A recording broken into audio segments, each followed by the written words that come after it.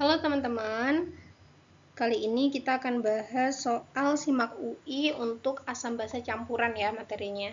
Jadi asam basa campuran itu maksudnya ketika asam sama basa itu dicampurkan, ada dua kemungkinan campuran yang terbentuk ya, ada dua kemungkinan larutan yang terbentuk. Yang pertama adalah larutan penyangga, yang kedua adalah hidrolisis garam.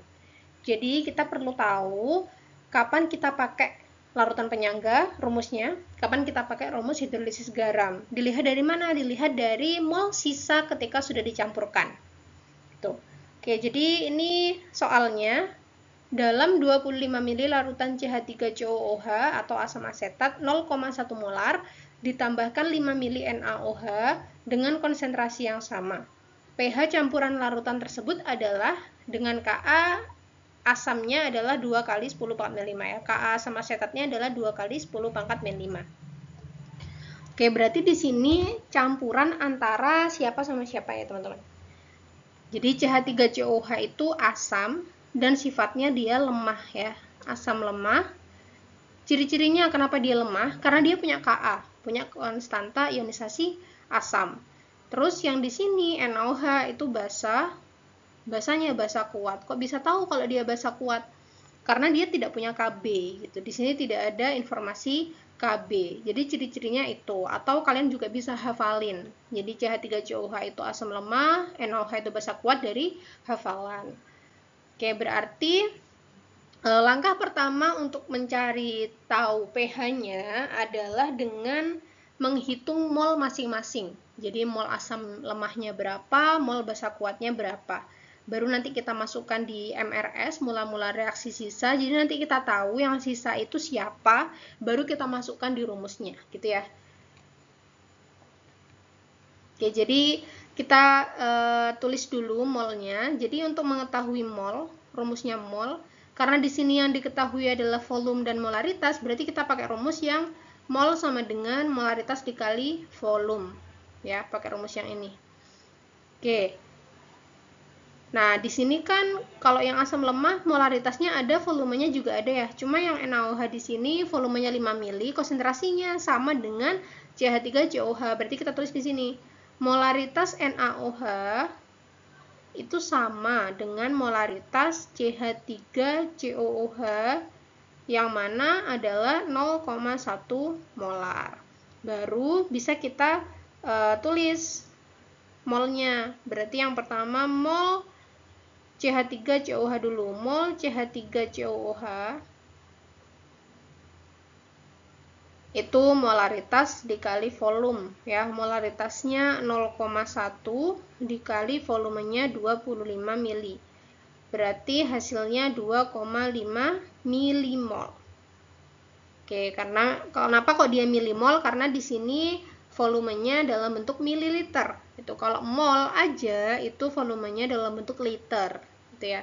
Oke, terus yang kedua mol NaOH atau basa kuatnya sama M dikali V, molaritasnya sama 0,1, terus volumenya aja yang beda, yang ini 5 mili, berarti jawabannya 0,5 milimol juga. Oke, mol-mol yang udah kita cari ini dimasukkan ke MRS dalam baris yang mula-mula ya teman-teman. Jadi mula-mula asam lemahnya sekian, basa kuatnya sekian. Kita masukkan di sini. Berarti CH3COOH mula-mulanya 2,5, NaOH-nya mula-mulanya 0,5. Si produk mula-mula itu kan masih 0 ya teman-teman, karena masih belum terjadi gitu. Jadi ketika asam lemah CH3COOH dan basa kuat NaOH itu dicampur akan membentuk suatu garam yang namanya natrium asetat atau CH3COONA dan air gitu ya. Jadi asam lemah sama basa kuat menjadi garam, asam asetat dan air. Terus mula-mulanya sekian dan yang bereaksi, sekarang berapa yang bereaksi? Yang bereaksi itu dicari dari reaksi pembatas. Reaksi pembatas itu mol pada mula-mula yang lebih kecil, yang paling kecil ya. Mol yang pada reaktan ini, yang mula-mula yang lebih kecil. Nah, antara mol asam lemah sama mol basa kuat yang lebih kecil siapa? Karena ini perbandingannya 1:1 ya, jadi lebih mudah untuk mencari yang lebih kecil. Yang lebih kecil adalah molnya si NaOH. Berarti NaOH ini menjadi reaksi pembatas. Reaksi pembatas itu maksudnya apa? Berarti nanti nggak boleh ada sisa di NaOH, jadi harus habis. Ya, gimana biar nggak ada sisa ya? Berarti yang bereaksi di NaOH juga 0,5 sesuai dengan mula-mulanya. Nah, nanti yang bereaksi ini akan menjadi patokan untuk mol yang bereaksi di komponen yang lain gitu. Jadi nanti mol yang bereaksi di asam lemah ya 0,5 juga karena koefisiennya sama-sama 1. Ini juga 0,5, koefisiennya sama-sama 1 ya, sama kayak NaOH, ini juga 0,5 yang bereaksi. Oke, di reaktan itu dikurangin ya. Ingat reaktan itu berkurang. Jadi yang sisa di sini berapa? 2,5 kurangi 0,5 yaitu 2. 0,5 kurangi 0,5 habis. Nah, kalau yang produk itu bertambah ya. 0 ditambah 0,5 ya berarti 0,5, yang ini 0,5 juga. Oke, berarti sekarang kita bisa lihat yang sisa di sini adalah si asam lemah. Ya, aku singkat Al. Yang sisa di sini juga garam. Jadi yang sisa itu asam lemah, garam, sama air. Basa kuatnya habis. Nah, berarti larutan yang terbentuk adalah larutan penyangga, bukan hidrolisis garam. Karena kalau hidrolisis garam itu, semua yang ada di reaktan yang sisa itu 0. Ya, semua reaktan itu tidak bersisa atau 0. Jadi yang ada cuma garam aja. Tapi kalau penyangga, yang sisa itu yang lemah dan garamnya. Entah itu yang basa lemah atau yang asam lemah, pokoknya yang lemah dan garamnya. Karena ini reaksi antara asam lemah dan basa kuat, ya berarti asam lemah dan garamnya gitu. Jadi kita tulis di sini berarti ini adalah larutan penyangga. Penyangganya larutan yang apa? Yang asam atau yang basa?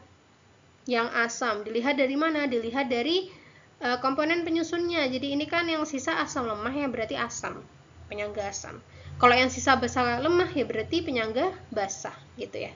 Kalau misal dia larutan penyangga asam, maka yang dihitung adalah konsentrasi H+-nya. Konsentrasi H+ untuk rumus larutan penyangga itu Ka dikali mol asam lemah dibagi dengan mol garam. Ya, Ka-nya kita masukkan ini 2 kali 10⁻⁵. Mol asam lemahnya yang sisa ini tadi ya, 2, mol garamnya yang sisa 0,5. Oke. Lalu kita selesaikan ini 2 kali 10⁻⁵. Nah, ini 2 dibagi 0,5 itu kan sama aja 2 dikali 2 ya. 2 dibagi setengah itu kan sama aja 2 dikali 2 ya. Berarti 4. Oke, berarti 4 dikali 2, 8. 8 kali 10⁻⁵. Ini untuk konsentrasi H+. Nah, yang ditanyakan kan pH. Berarti kalau pH itu min log H+. Min log H+, berarti jawabannya adalah 5 min log 8 ya. 5 pangkatnya min log 8. Jadi jawabannya betul adalah yang opsi A. Oke, segitu dulu teman-teman. Sampai bertemu di video selanjutnya.